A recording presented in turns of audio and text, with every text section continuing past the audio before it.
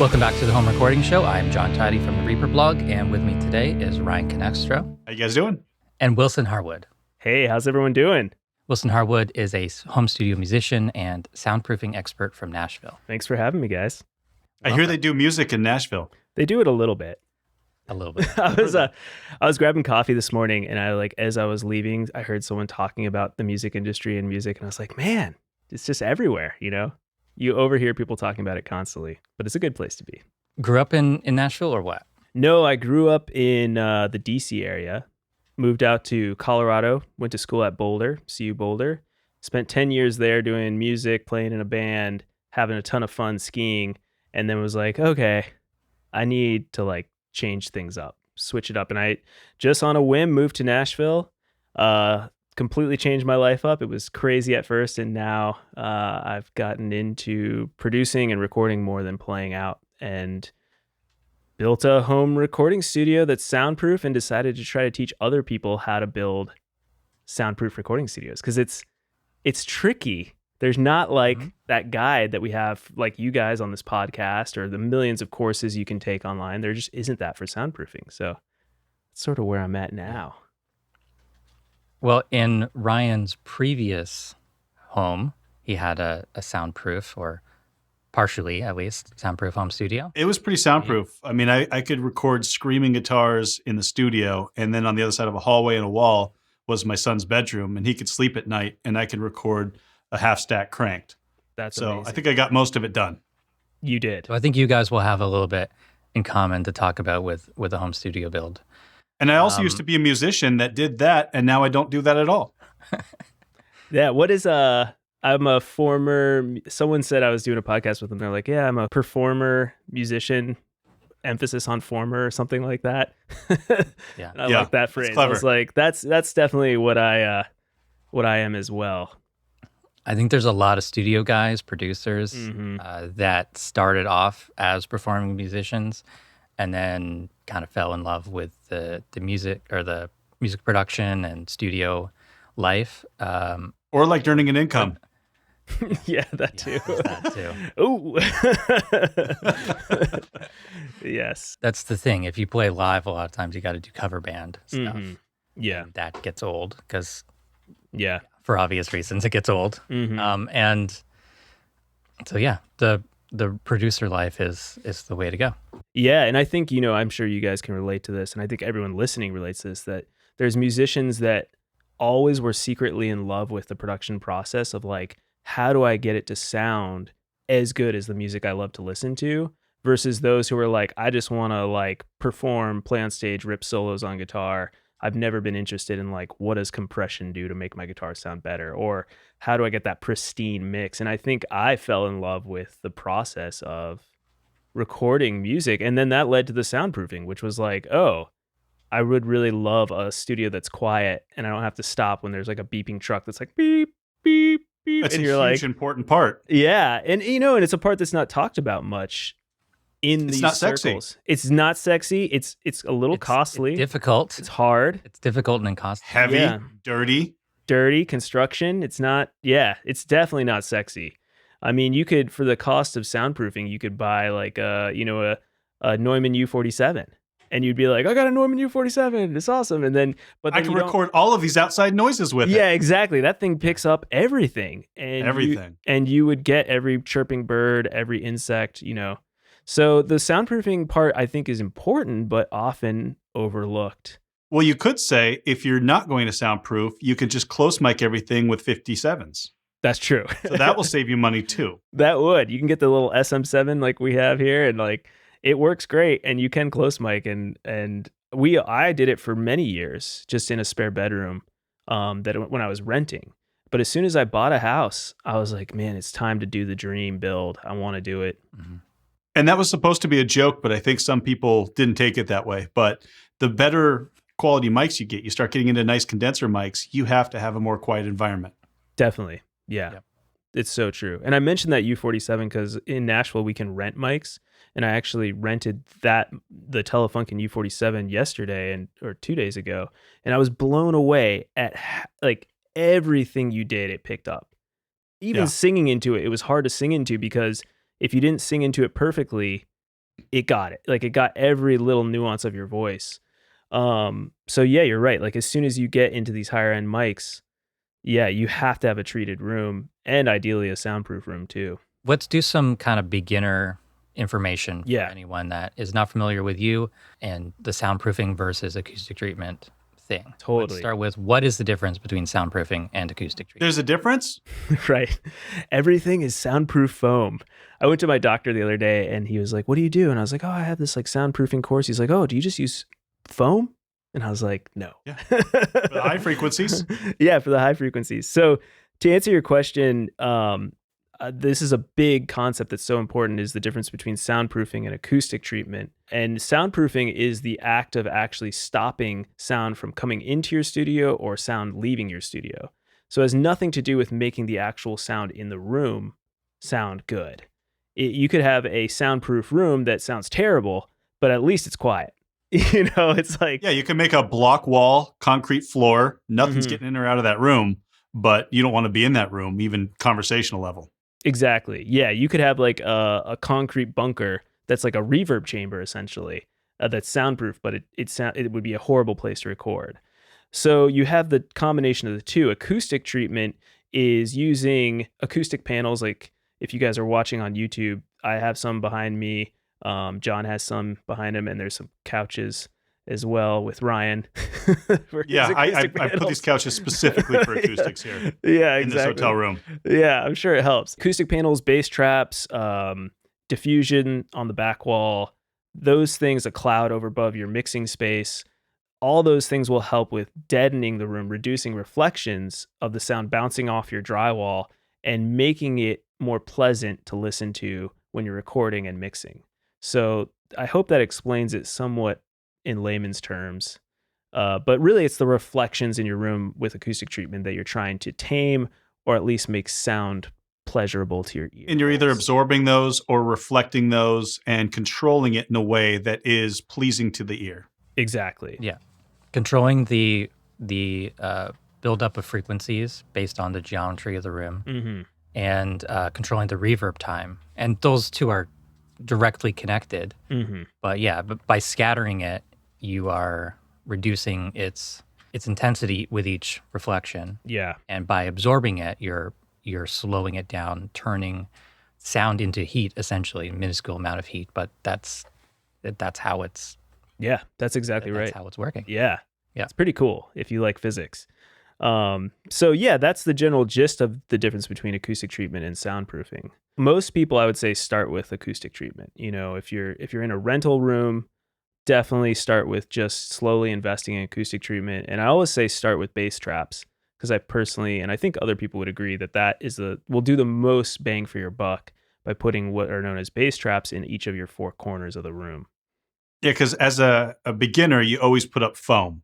And that was the joke you were making earlier. Yeah. And why didn't this fix all my problems? Well, it's easy to knock down highs. It's really hard to remove lows that build up.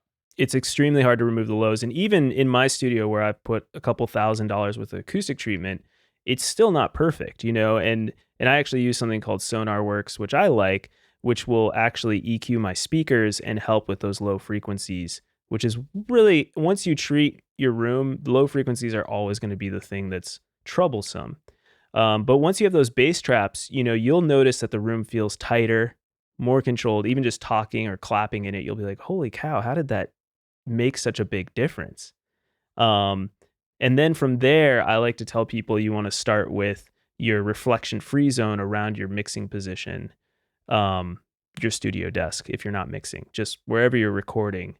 That's where you want to reduce the reflections.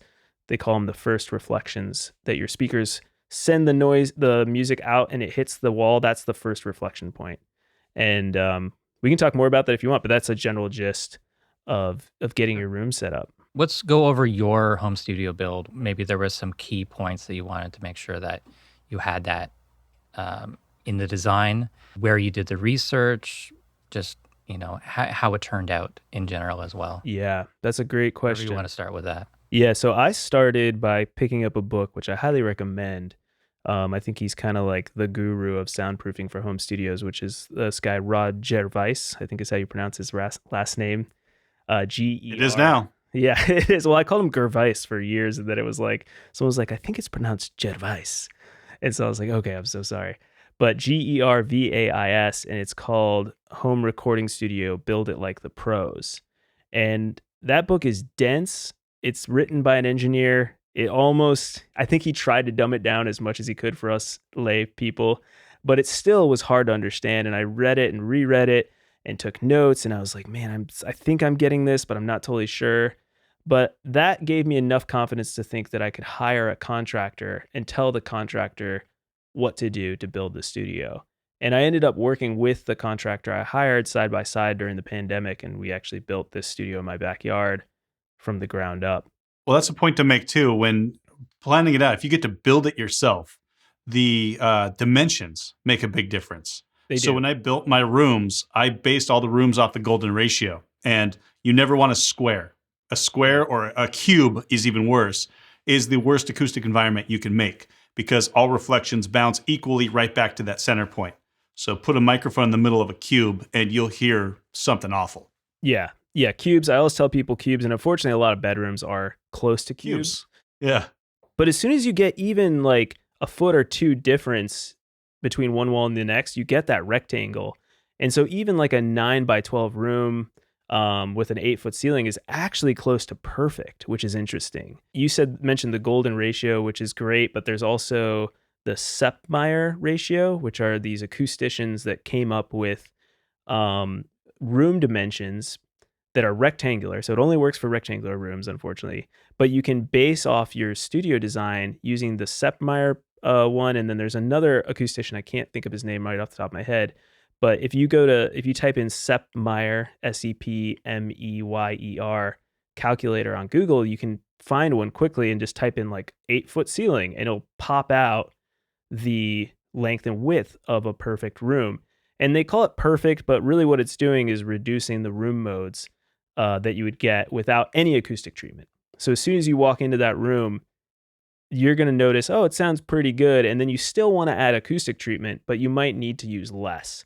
But it's a great starting point. It's a great starting point if you're building from scratch. Eliminates a lot of the issues right from the construction process. Yes.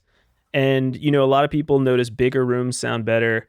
The reason for that is that to get a bigger room, you need to also have a higher ceiling for the ratio to work out. So that's why you see a lot of live rooms and studios having really tall ceilings.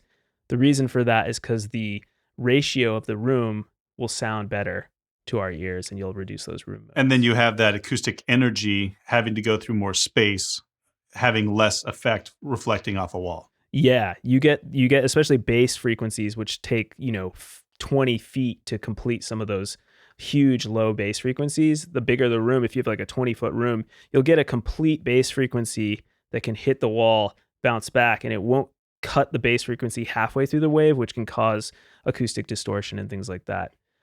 Correct me if I'm wrong, by the way. This is just like tons of nerding out over the years of reading about this, trying to figure it out. The super basic version of that is when a waveform goes, it hits a wall, comes back, it'll either minimize or boost based on where those waves reintroduce themselves back on itself and how much energy in that reflection. We've all done it if we've played in a band at all. That one note on the bass inside that small room stands out 10 times more than every other note on the bass.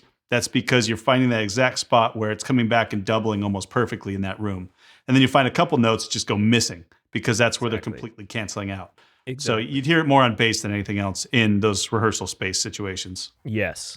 And that's a situation where a compressor actually doesn't help because the problem's in the room. Exactly. Yep. Yeah. And so it's harder to fix in the mix. And, for us home recording studio guys, I didn't hire a professional acoustician because I really didn't have the budget, really. And also I kind of thought I could DIY it like all of us have done over the years. So my whole thing is like, hey, we can start to understand, even on a basic level, how to treat our own room and improve it to a degree. And then if you ever want to take that leap and hire like a professional acoustician and design a beautiful studio, you can. But it's great to just know the concepts and understand what's happening. All of the DIY stuff I did, all the research when I built my space, it came out pretty good. I was happy with the results. There were things I learned. There were things I wanted to do differently and better. Never got around to it before we sold the house, or moved out of the house. But you can get pretty far with some of the basic things if you're really trying. But then, to take it to that next level, you have to either become an expert yourself or get an expert involved. Yeah. And I would say, I agree with you as well, Ryan, that I feel like I did the best I could and I'm really happy with the results. And again, I could always be better. But, that's true of anything. So I think if you are interested in taking your studio to the next level with having it soundproofed and acoustically treated, there's plenty of information out there, that you can find. And I'm trying to add to that with my YouTube channel, Soundproof Your Studio. That's okay, let's add to this DIY knowledge so that you can empower yourself to build your dream home studio, not just with the gear, but with the space. Well, and I did this almost 15 years ago now, so I would have loved to have had your help. I know, me too. I wish I had my own help when I was building this 2 or 3 years ago. I think a lot of people start YouTube channels for that reason, because when they went through that process, there wasn't the information, so you got to fill in that gap for the next person. Exactly. And that's kind of how I started my YouTube channel. So yeah, can we get a kind of a summary of what went into your build? It's an outbuilding, so it's not attached to existing structure. You could do anything essentially. What are some of the main things that you did from a soundproofing perspective? Yeah, it's kind of scary even when you have a blank canvas, because you even are like, oh my God, I could have more mistakes and it could be perfect, but so you have that anxiety always lurking. But I knew that I wanted a single room. So you can, if you're watching on YouTube, you can see behind me, it's a peaked roof. So it has that higher ceiling, but I knew I didn't really want a flat ceiling, at least for this first build. I was like, the peak ceiling I think will look really nice and feel good. That sort of set the scene for it. And then I knew that from the book that I wanted a concrete slab, because that's one of the best soundproof floors you can create easily, is building on a concrete slab. So if you're building in a garage or in your basement, you're already light years ahead of the person that has to build on a second story or with a crawl space underneath them. Then I knew I wanted to use what are known as double walls. So I knew I wanted this system where you have the outside wall, and then you have a 1-inch air gap, and you build another wall framed right alongside the outside wall, and then you add 2 layers of 5/8-inch drywall on top of that wall, and I use something called green glue in between the 2 layers of drywall, which helps with the soundproofing as well. Basically, when you have the 2 walls, the frames are separate, so they don't transmit. They're not actually touching each other. The only contact point is on that concrete floor. So you don't have the wall acting as a membrane, sending audio or sending sound from one side to the other through a mechanical connection. Exactly. And, for those of you who want to build a more traditional studio where you have tracking rooms and a mixing room, you could still use one concrete slab. You would have maybe some minimal bass frequencies that might travel through the concrete slab to your next room, but I would imagine it's not huge. If you want to go the extra mile, you can create what are known as isolated concrete slabs.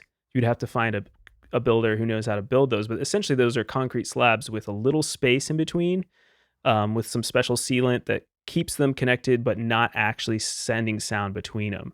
So isolated concrete slabs versus just one concrete slab. A professional studio with a tracking room and a mixing room, they would have separated floors, separated concrete, so that no sound can travel from one slab to the next.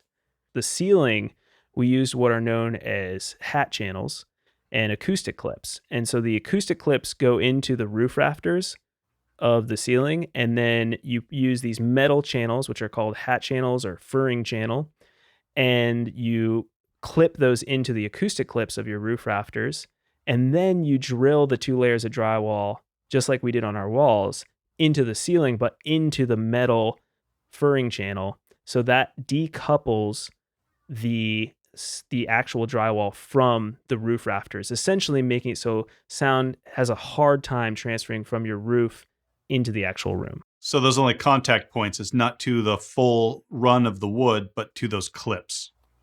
Yes, exactly. And your drywall is hitting the metal channel, so the drywall is never actually touching the wood itself. In a traditional house, you would screw the drywall directly into the wood beams, but with soundproofing, you don't want to do that because it would totally transfer sound from the wood into your studio. So again, you're decoupling your wood from your drywall from your frame. Yes. And, it's important to mention with soundproofing that it's really simple from a high level. So there's mass is the number one thing. You need to create really massive things. Density of material. So our walls are massive. We have tons of weight in the drywall, tons of weight in the concrete, and the door is very heavy. And then you need to make sure that it's airtight. So there's no little tiny pinhole leaks that air could pass through, because then sound passes through with the air. And lastly, you need to worry about flanking paths, which is essentially sound traveling through construction materials and then traveling into your room. So sound not only travels through air, but it travels through physical materials as well. I have a bit of experience with soundproofing from being in professional studios. One of my first jobs in audio was at a store that had a small studio, probably similar construction to yours, but it would be on the second floor. And it was a room within a room, floating floor sort of situation. And then in my own studio, the only thing I soundproofed was my windows. I had this large window, not in this studio, but the last place I lived. And it was just single pane glass, and it was letting in all kinds of traffic noise. What I did was probably wrong, but I used fiberglass insulation within a wooden frame that fit the window frame on the inside. Then I did plywood and then drywall. And I did use the ultralight drywall because I wasn't thinking. Yeah. But also because I was doing it myself, and I have to lift all that stuff and build everything myself. It does make a big difference in the weight. And that worked to an extent because everything around that area was not insulated the same way. So, there's kind of a dead spot there, but then the rest of the wall around it is like letting in all kinds of sound. So it was somewhat. Yeah, so the window became the most soundproof part of your entire wall. Yeah. What should I have done for insulating a window? And I think a lot of people would want to soundproof their windows without losing the natural light, without, having a functional window.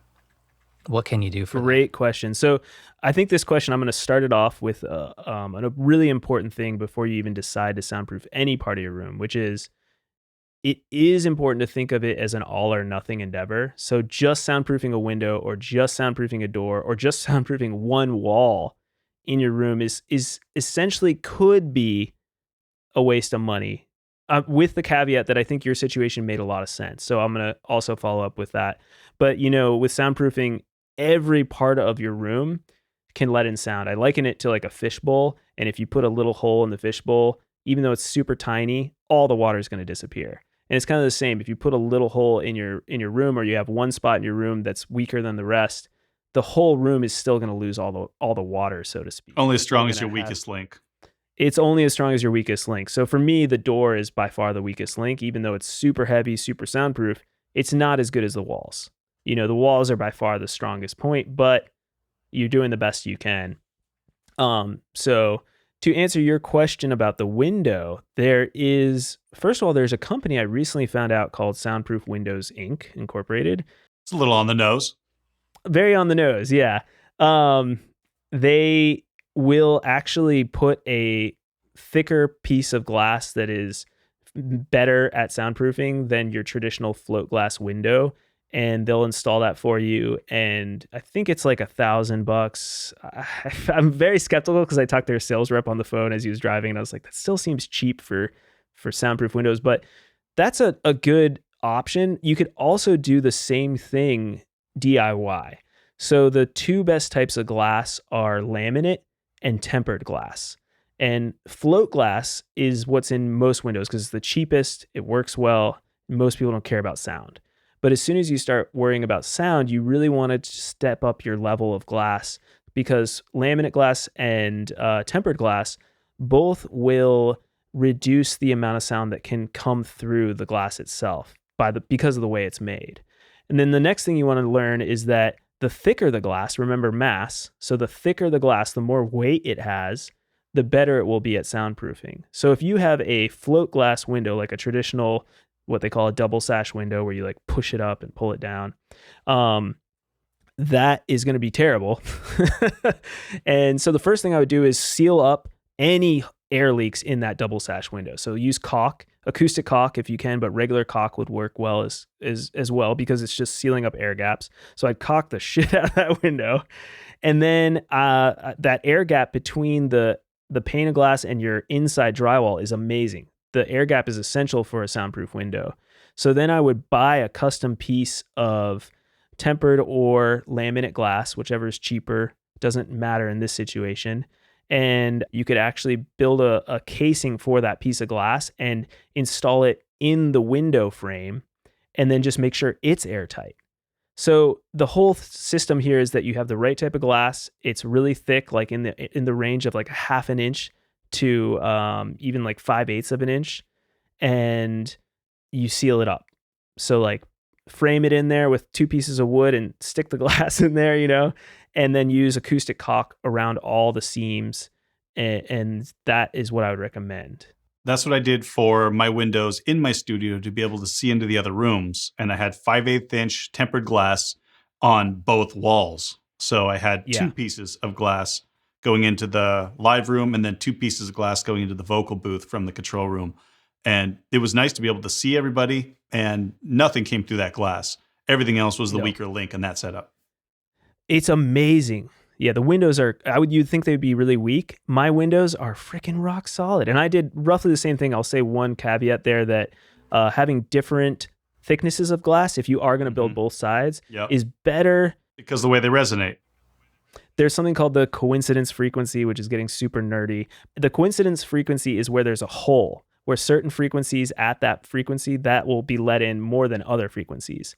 So the thickness of the glass will change what the coincidence frequency is. So if you have one glass that's at one thickness and one that's a different, you have 2 different coincidence frequencies. So that same frequency won't travel through as easily, if that makes sense. This is super in the weeds, but if you're going to do it, you might as well get like a 1/2 inch and a 5/8 inch. If you angle them, that can help with also seeing through, and that'll help with reflections from your speakers hitting your control room window. So if your glass is angled, it'll reduce the air gap, but you get the benefit of actually having less reflections, just like having an angled room in your mixing room. It makes a big difference. The glare's gone. Yeah, glare's gone. You both mentioned that the glass in your studios is like almost better than the walls in terms of soundproofing. What if someone's in a rental and they want just a noticeable improvement? It doesn't have to be better than everything else. It doesn't have to be, maybe it doesn't have to be super heavy. Could something like a thick acrylic sheet, like the thickest plexiglass you could get at the local Home Depot, properly sealed, would that be effective? Well, plexiglass isn't heavy like glass is either. No. And it scratches easily. No, but you would still get the air gap. You'd still get the air gap. It's not ideal. And this is the thing with soundproofing is you can always cut corners, but you're always going to get screwed over. So it's like if you do use plexiglass, it's not heavy, like Ryan mentioned, and it scratches easily, so it's really cheap. So you will end up getting a window that looks terrible. You can't really see through it over time, and it's not going to soundproof as well as even probably float glass would. What I would recommend if you're in a rental is I would recommend either doing what I just told you, like going the extra mile and putting in the window over it, but it's still a rental. That's like, you're kind of doing some construction. I would also say you could, this could be a little costly, but I'm trying to think of the name of the windows, but the crank windows, do you know what I'm talking about? That like open out, like I'm waving my hand for those of you listening on the podcast, but they open out rather than the double sash where you lift them up. Those, I recently replaced those windows in my house because I had to for Airbnb purposes, but it turned out to be way more soundproof because the window had like 2 layers of glass. It had a really great seal. So it suddenly was like, oh, this is an improvement. Granted, though, replacing windows is still like $800? It can be expensive. Well, you can buy cheap windows at Home Depot that are standard sizes. So if you have a standard size window, you can buy one of those. They're fairly cheap. You could pop it in, and you could put another window in if there's enough space in that casing, just where your other window is. So you could probably get out for a couple $100, and you could minimally put it in and pop it out again once you leave that rental, and you're gonna have some drywall patching. Another option that I think would be even better for renters is a site that I've never used personally, but I'm starting to slowly recommend it because I'm curious about people trying it, which is a company called Indow, Indow. I don't know what the type of glass is, but it's a window insert. So this literally, they customize it to your window. You stick it in over the window and it seals up around the window opening on the inside. And then you can take it out when you're done. So like if you wanted to open the window, you could easily take out the insert, open your window. When you're recording, put the insert in and you get light. And the only downside is that I think they say that they don't really soundproof at 250 hertz and below. So any sort of lower frequencies, like a car driving by, a lawnmower, a plane, those type of things will still come through. But again, you're getting a better situation. They're still, I think, around the $600 mark per window. So it's not cheap. And that gets you right back to the point where you're spending a ton of money, but you're not getting the desired result. So yes, it is kind of, I'm not saying all or nothing. You can make huge improvements by doing some things. But if your goal is really to soundproof, you could still spend thousands and not hit the desired result, when if you just spent a little bit more, you would. Exactly. And that's sort of what I teach on my YouTube channel and through my courses is like, hey, if you're going to do this, and what I'm trying to tell your audience right now is like, hey, let's like think hard before you want to even do any soundproofing. Soundproof, quote unquote, curtains, they can help dampen the sound coming in and out of your studio. But again, that's treatment, not proof. It's treatment. It's not proof. So like that's not going to necessarily help. The only other thing I would say is if you did the Indow insert, let's say, and you did a solid core door that you pick up at Home Depot for about $125, and you have some experience installing doors, which can be tricky. Very tricky. Then you have to make sure you have an airtight seal around that solid core door. So make sure you have a bottom door stop. Make sure that you have a weather stripping. You can even buy stuff called, we use Frost King weather stripping, which is fairly cheap, but it works well to just seal up any air. One trick that you can do is shine a light, like a bright light on one side of the door. If you see any light coming into your room, there's air coming into the room. So seal that up with some sort of weather stripping. And that will help a lot. I think the solid core door with the Indow, like if you wanted to do something for maybe $1,000, I think that you would like the results. It might not be perfect. Yeah, I think if it was like you've got a rental room and you need to record a podcast or you need to record music, but you can't change the walls. Yeah. Doors are pretty easy to change. Yeah. Apartments often have weird sized doors, which is annoying, especially this place that I'm in. Yeah. But yeah, if you replace the door and you have a good seal over that, that's going to be good. Yeah. And then I would probably do a DIY version of the window insert just to get a little bit better. Yeah. And the temporary aspect of that is definitely important. Being able to get ventilation, fire escape or whatever is important. It is. You can't fully seal your windows in a rental, but I like that idea. And I wish I had done that in previous versions of my studios. And I think if you're a little handy, it always benefits being a little handy. You could create your own window insert using tempered or laminate glass and then creating some sort of casing around the glass and then like some sort of foam, or I'm trying to think like rubber that would like seal it in, that you could pull it in and pull it out. That would be an interesting thing to try out. I will say, that laminate and tempered glass is expensive. So if you're filling like a 3 foot by 5 foot window, it could already start costing you over $1,000, I think. Yeah, I still have the glass that I put in the studio, even though the studio doesn't exist anymore because it was so expensive. I will find a use for it again another day. Yeah, hold on to it forever. It's so expensive. Yeah. So we talked about windows. We got a lot more content out of windows than I expected. Right. Well, let's talk about doors then. You went with a single super heavy door rather than a dual door system. Can you talk about the thought process of going with one versus the other? Yeah, definitely. I will say in retrospect that the single super heavy door works, but it's not as good as I liked. So I think I would rather have done the super heavy door with a communicating door, meaning there's two doors. That's what communicating doors mean. And you might have seen those in studios where you open one door and then you have to open the other, and there's a little air gap in between them. And those work great, but because it's not within a building already, it's not in my house or in my basement, I have that extra problem of having like more noise than normal coming directly through that door. So most of the time it's great, but occasionally, you know, if a lawnmower drives right past my house when they're mowing my lawn, or I'm trying to think of other things that you might hear. It's not much, but I would just say that is the weakest point of the studio, is the door.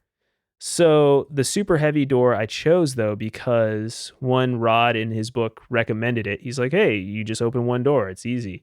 And the cost was more or less the same. It was a little more than the communicating doors. And I like the idea of only having to open and close one door, which is nice. I do like that still. So the door, just to give your listeners an idea of the basic concept of it, is that it's a solid core door, meaning it's solid wood all the way through. Most doors in your home are cheaper and they're called hollow core doors. If you tap on them, you'll hear like, oh, there's nothing in there. So because of mass, like I mentioned before, you want that extra weight of the solid core door. Then this is kind of crazy. We put sheet lead on the back of that solid core door. So the 8 pounds per square foot of sheet lead. It's hard to find sheet lead. Lead is toxic, as we all know, so it's kind of weird. Do not lick the door. Don't lick the door. And really seal up everything around the sheet lead so that even little particles of dust don't come off of it. And then after that, we put a layer of 3/4 inch plywood over the sheet lead and screwed all that into the door. and the door essentially becomes like 300 pounds. So mass is stopping sound. It's incredible, you know, that you close the door and you're like, whoa. You don't hear rain, you don't hear the birds, you're just like, boom, gone. So it works really well. And then we added weather stripping everywhere. Like the door pushes into weather stripping. The bottom of the door is hitting actually the door step. So it's hitting like a solid piece. So there's no air coming under the door. And then we have a magnetic seal. I put in a magnetic seal all the way around the door. So that on the rim of the door, we put metal, like a metal flashing.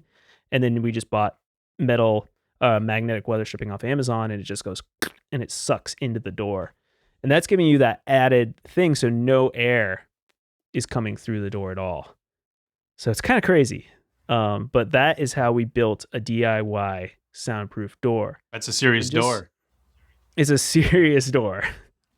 Most of the studios I've been to have had 2 doors. Yes. And you can clearly see the room within a room section, and it really makes a difference when both are closed. Mm-hmm. One alone works kind of like a normal, like it just seems like a normal like house door sort of thing, or like the amount of reduction you would get from within a normal house door. When you have 2, it's like 10 times. Yeah. The reduction. It's like dead quiet. Yeah. So I might in the future, if I feel like it and I have just like free time and lots of extra money, I'm just going to like what I would do is put in another solid core door. So not that super heavy door, that would be overkill. Right. But I could put in another solid core door on the inside. Because remember, with a different double size wall doors, system, just like your glass. Yeah, well, exactly. They'd be different size doors. But also, you would get that extra mass and another layer of air sealant around there. Plus, you would get that air gap, which almost works as like a way of stopping sound as well. Air gaps are amazing at stopping sound, and you don't really think about that as just a air trapped between 2 barriers as being something that would stop a lot of sound, but it truly, truly does in a way that it does. You have to experience it. It doesn't make sense in your mind, but even double pane glass, it's the air gap in between the 2 pieces of glass, and there's no mechanical connection. It makes all the difference. Yes. We don't really even think about sound as moving air. Yeah. So I can't stop thinking about it like that. Yeah. It's crazy if you think of sound as moving air and you think about how the air can get through every little space, you know, because it's air, and it just easily travels through anywhere where it can get through. So sound is just going to go right with it. And, you know, with that double door thing, what I was going to say too is that when you do the double wall system, like we did with the room within a room with the 1 inch air gap, you get about 9 inches of space. So if you've ever been in a professional studio and you walk through that double door system, you're like, whoa, these walls are thick, you know, and it's essentially 2 walls, and that's what you're getting. So you get the 2 doors plus the air gap and all the weather stripping, and that's what makes it soundproof. And most professional studios probably don't build their own doors. I'm guessing. Probably not. They probably have the budget to buy doors. And just a little side note here: when you pay for soundproof windows or doors, it is very expensive. So like those soundproof doors at professional studios could be $5,000 each. $3,000 to $5,000 each is, I think, the range that most of them start at. And my soundproof door was probably about $2,500 when it was all said and done. Could have probably been done for $2,000 if we knew what we were doing. I think I've seen sand-filled doors. Yeah. Is that a thing? Yeah. Yeah, totally. Because that would be heavy. yeah, mass. You could do a concrete door. We had thought about doing that, and I was like, I just don't know a concrete door. I considered at one point doing concrete, like that concrete wall, like you'd put behind before you do tile backsplash in the shower. I considered doing a whole room with that to block in the live room, but also then I started looking at how much that would cost. Totally. Yeah. Yeah, it's expensive. I have a soundproofing budget calculator that you guys can download if you want for free. I think it's at soundproofyourstudio.com/calculator. We'll put a link in the show notes. Yeah, put a link in the show notes. And that'll give you like a sandbox where you can start throwing in numbers. You can put in the square footage or square meters of your studio, and it'll pop out all these numbers, and you can kind of adjust it to your liking. Was sandbox a pun? No. Okay. It's not intentional. But I think that's helpful for people who are interested in dabbling in this, because it's like, oh, once you see the numbers, you're like, okay, can I do this? Can I not? And I was surprised. Do I have to take a second job? Yeah, exactly. Do I have to take out a second mortgage on my house? I will say, if you own your house, it ends up kind of paying for itself, because as real estate prices go up, actually adding a studio, especially if you can do it aesthetically in a way that's nice with the house, it will add value to your house and kind of pay for itself. Oh, with permits and everything? Yeah. Because if you don't permit it, then you cannot sell it as a studio. Yeah. No, I permitted it, and I would recommend following permits as much as you can. Yeah, because it'll get you in the end. Yeah. But it is, you got to be a little careful, obviously, with any construction. You want to try to do it as best as you can within permits and follow the law, because it's mainly safety that they're worried about. We didn't talk about electrical, but is there any quick way to go through the soundproofing concerns about electrical systems, drilling a bunch of holes in your walls and keeping it soundproof? So you use what are called acoustic putty pads, and these things are kind of cool. It's like playing with putty, like if you played with those little egg putties as a kid, and you basically wrap the acoustic putty around all the backs of the boxes. So your electrical boxes, your light switch boxes, and we used what are known as J boxes for all the LED lighting. And the smaller the electrical box that you can get, the better. So like I ended up using these circular halo disc lights from Home Depot that had like a very shallow back. Because, a lot of, I don't know if you guys have ever done lighting before, but a lot of lights are huge can lights that go like a foot into your cavity, and that's going to cause more sound to get in, right? Because this is putting a hole in your wall. So you are putting holes in your wall, but the acoustic putty works really well, and it's sort of the best we can do with still having lights. Like there's a joke in soundproofing: the most soundproof room is a room that has no doors and no windows, and you can't get into it. And it's like, that's the most soundproof room. So it's always a compromise. Does that explain the question? Yeah, that's kind of what I was thinking. I forgot about the putty thing. Yeah. I didn't do that in my studio. Yeah, and it didn't affect the soundproofing too much, maybe. Well, apparently you liked it, so it wasn't a big deal. Yeah, and there's so many things I learned and I would have done differently, and I would have added more things, but it gets to a point where you just want the project to be done too. Totally. Yeah, I would say to all people, like, done is better than perfect. Even though soundproofing is like, oh, it's got to be perfect, but you're going to make mistakes, but the goal is to reduce the amount of mistakes you make. And in the end, you're going to have an amazing room that's way better than you could have ever imagined. So even listening to this podcast, I'm sure you're light years ahead of where you were before. So was there any part of it that, at the end of it, it didn't feel like it was worth doing, or particular stressful or expensive part of it, something you would have done differently? I think I am really happy with how I did everything. We were so careful, and I had a great contractor who was really helpful with doing what I wanted to do. The one mistake I made that I really wish I'd done in the initial build was I didn't put in ventilation. So I have a mini split behind me here, which is great. I really love the Mr. Cool mini split. You can install it yourself. Mini splits are so quiet. They even have a silent mode that's even more quiet. But they don't provide ventilation, meaning airflow, like fresh air transfer. Because you have an airtight room, you're going to get a buildup of CO2, which is all of our exhalation. You're not going to lose oxygen, but you're most likely going to have a buildup of CO2, which could give you headaches, make you feel lethargic, won't kill you, but it's probably not ideal. And so I knew that going into it, and I thought, oh, I'll open and close the door.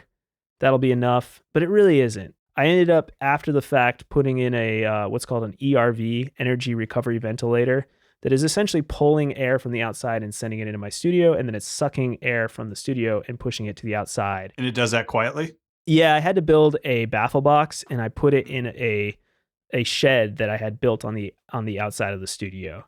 So it really should be in like a mechanical room.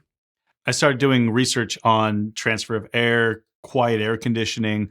That rabbit hole went so deep, I just gave up on it, and I just installed air conditioning with, bigger piping than would normally be used.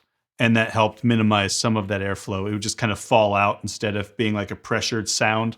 But that was a huge trade-off, and I never got that just right. It's hard, and that's one of the main things I get asked from my students is, how do I do ventilation? It's complicated, but once I did it, like all of this stuff, once you do it, you're like, oh, I get it. Okay, that's not so bad. Yeah. So and that's I have an important one. It really is. It is for the health of your body, and comfort. Because if you're comfort. Not healthy or comfortable, you're not probably producing the best music. Yeah, and like I said, you cannot do it. You did it for I don't know how many years in a room that wasn't ventilated. I worked in this studio for a year that wasn't ventilated, and I could do it. Like I said, you won't die, but I always recommend adding ventilation. It's gonna be way better. And people that I've even coached have been like, nah, I don't want to do it. And I'm like, all right, fair enough. Yeah. Well, we were talking to Mike Delgadio, who doesn't have AC or ventilation for his voiceover studio. Oh, God. Vocal booth. Oh, geez. That's got to be hot. So he's just dripping sweat God. the whole time. Oh, no. Don't do that. It's not worth it. It's what you got to do. Yeah. It's for the music, man. So, ventilation is a rabbit hole. I go more in depth in my YouTube videos and stuff like that. But, another thing, if you have a actual HVAC system in your house, you can actually route the HVAC system into your studio. That's what I did.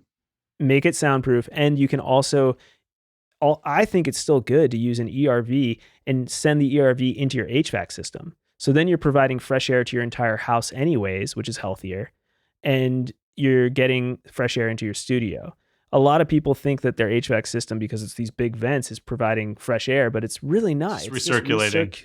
Recirculating the air in your house. So it's not, you technically would be getting air from your house into your studio, which might have better air, but I'm like, just make your house even better and have an HVAC specialist come in, put in a fresh air exchange into your system, which is more complicated than DIY. I don't recommend, you can't. Yeah, don't do that yourself. I had a professional. Don't do it yourself. Do a professional, but just tell them what you want. The main thing with HVAC systems is slow and volume. So you want slow, large volumes of air coming into your room. Yeah. So the way to do that is that you make your vents really big, like 1 foot by 1 foot or bigger.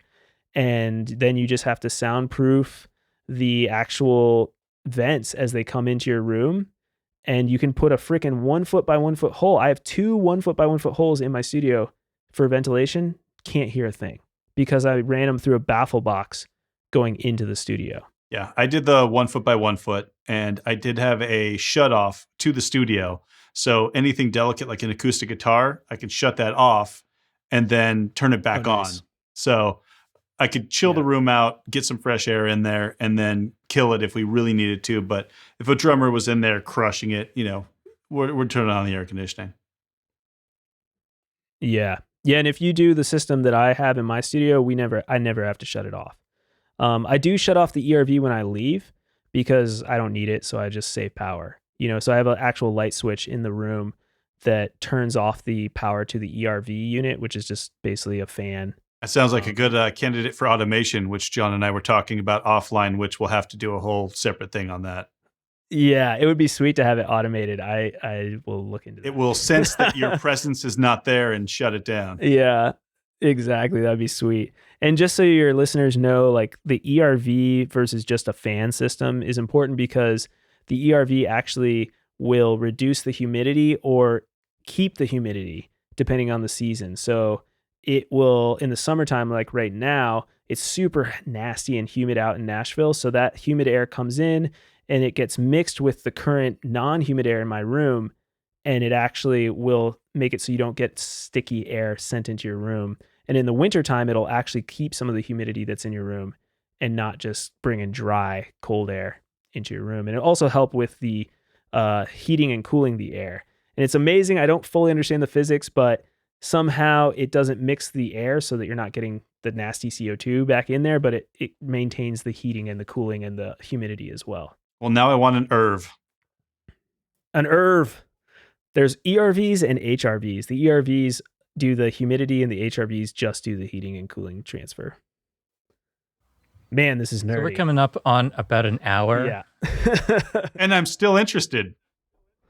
Yeah, right. Well, that's good. We've got Ryan as a listener at least. Yeah. I mean, we could keep going Forever. I did kind of want, you mentioned Sonarworks earlier. Okay. I kind of want to come back to that because I see that, so Sonarworks, for those that don't know, is speaker calibration software, or like an EQ that can be applied to your speakers based on the microphone capture of your room. A lot of people jump to that before they have acoustic treatment, or think of that as an alternative to acoustic treatment.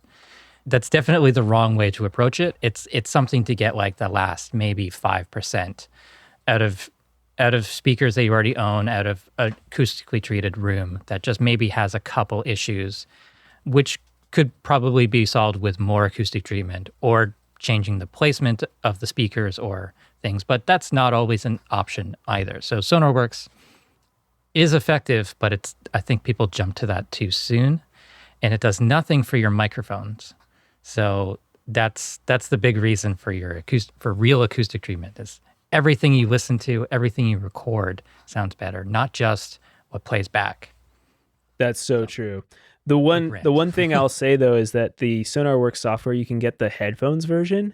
So if you are in a room that has zero acoustic treatment, I would say get the headphones version only and listen on headphones when you're mixing more, and use your speakers, less. It's not ideal. It sucks to mix on headphones only, but if you're not able to have any acoustic treatment, what the Sonarworks does is it flattens out your headphones because it knows each individual headphone's brand, which is kind of crazy. And it knows the frequency curve of each headphone since they're all the same, ideally. And it will literally just flatten those headphones out. So I use it all the time for my own headphones when I'm even mixing or trying to listen back to a track, especially the bass notes where I know bass is hard. I'll listen on headphones and be like, how does it sound on the headphones?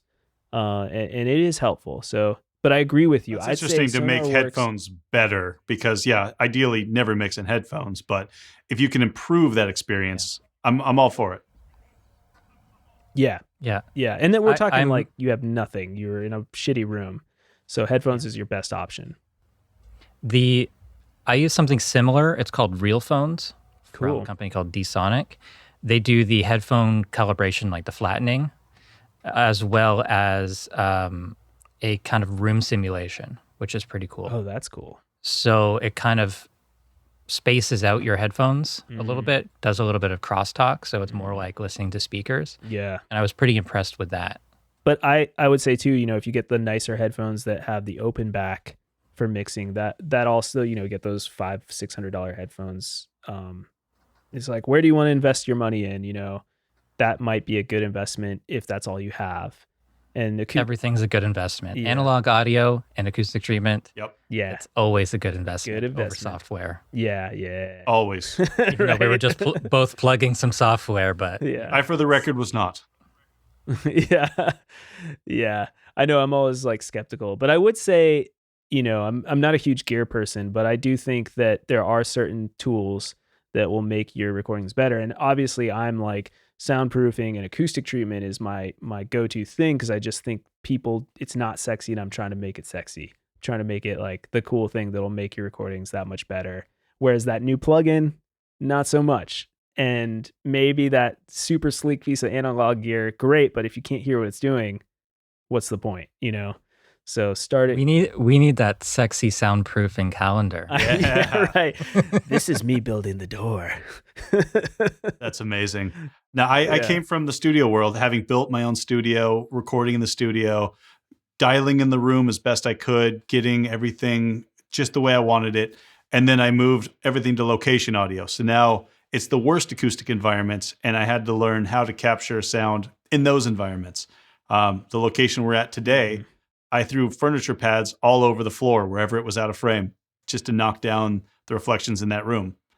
And that's the kind of stuff we do. And sometimes you got to figure it out. But having a beautiful room, especially if you can have it at your house for your projects, it truly makes more of a difference than buying all the gear in the world. Just have a few good pieces of gear, but have a great room to start.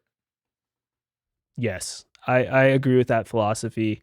And, another thing that's interesting, I do want to say I'm like extremely lucky and grateful that I can even afford to do this. And not everyone has the budget, and I totally get that. So, do the best with what you have. But also, if you are interested in soundproofing and acoustically treating, there is sort of this idea that maybe soundproof your studio, because I have a friend here in Nashville who's a super talented mix engineer who built a shed in his backyard, but he didn't soundproof it, but he spent a fortune on hiring someone to acoustically treat it. So it's like beautiful sounding when you are listening to his system. And like, I was like, wow, this sounds so great. But he's like, yeah, I hear the rain, on my roof. And I'm like, man, that would drive me nuts.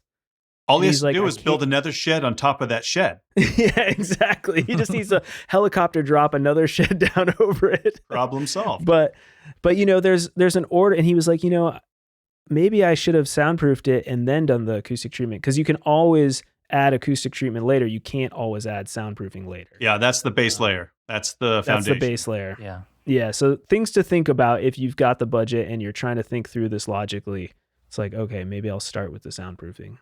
Yeah, it is one of those things because like acoustic treatment, you invest in it and you can bring it with you to your next studio and it lasts forever basically. Yeah. Unless it gets ripped apart somehow. Mm-hmm. I've got stuff from when I started in 2007. Yeah. I'm still using the same acoustic panels that I built myself. Yes. They still work. So, but soundproofing, that's permanent and you lose it when you move. Yeah. It can be tricky to justify that cost and the time and everything for that. Mm-hmm. But then you just got to like put that into your prices, I guess, as you're working. Just buy a house and make sure nothing in your life changes to have to make you move or change anything. So that's all. That's easy. Yeah, totally. Yeah. And like I said at the beginning, when you buy a house, you are investing back in that property. So as long as you do it carefully and don't make some monstrosity in your backyard, especially in a town like Nashville, it's like this is an asset for most people who would want to buy this house. And then I do have a student who I've been coaching lately who is renting and building one in his garage. And he did the math where he's like, if I keep it under this budget, it's like cheaper than me renting a space. And so like you can rent and maybe justify the cost, but it's not what I would do personally, but if you have a garage and you're renting and you can build a room inside the room and you know that you're going to be there for a couple of years and you can justify those costs, you could build something legitimately in there and have it all gone without a trace for, not crushing yourself financially. Yeah. Yeah. And I mean, I think the landlord wants to keep the space. It's like finishing off the garage. The landlord's investing $1,000. Okay, great. It's not much, but if you can do something like that, why not? And if you really just be careful, like, okay, is this actually saving me money? Renting is tricky when you're going to do construction. Well, you're also at the whim of your landlord. Like, hey, I'm selling the house, so you're out. Exactly. That could always happen. So, Wilson, this has been a great, interesting, fun conversation. Where can we find you online? I want to send everyone just simply to soundproofyourstudio.com. Just keep it easy. I have a 40-minute soundproofing workshop that will go over a lot of what we talked about here, but even more in depth, and you'll leave with like an actual physical piece of paper where you've designed your studio. And that was my goal, is like you leave the workshop being like, okay, I've got something and I can start this process of building my dream home studio. That's great. Sounds great. Yeah. Well, I'm going to go back and watch your video about how to get the air conditioning quiet, even though I'm not doing it now. I just want to know.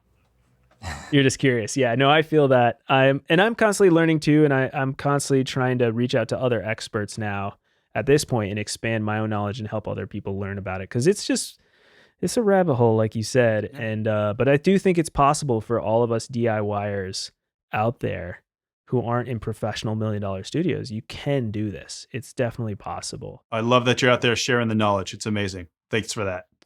Thank you guys. Yeah. Well, thanks so much for having me on. This has been super fun, super nerdy. Love it. Yeah, exactly what I want to do on a Saturday.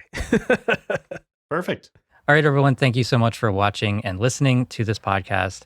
We'll see you guys next time. See you next time.